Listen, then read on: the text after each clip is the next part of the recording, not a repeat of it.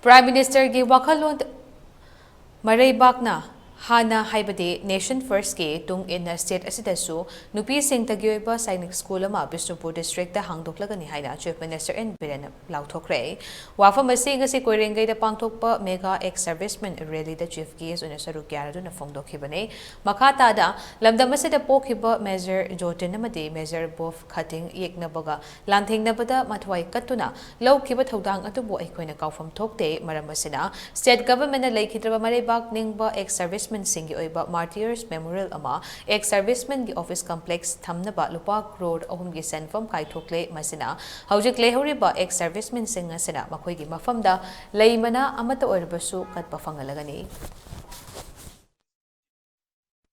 gi kari haisra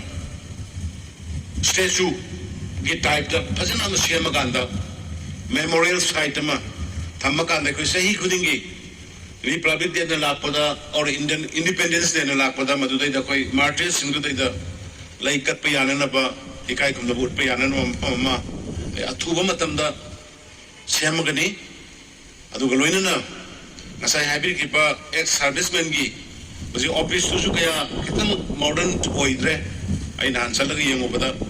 madugi office ka du khara anu bo mong na sengkal laga lively wo hen na ba state government की site की होने पे आप होने के अदु बोलो इन्हें ना कोई की दुरान कफ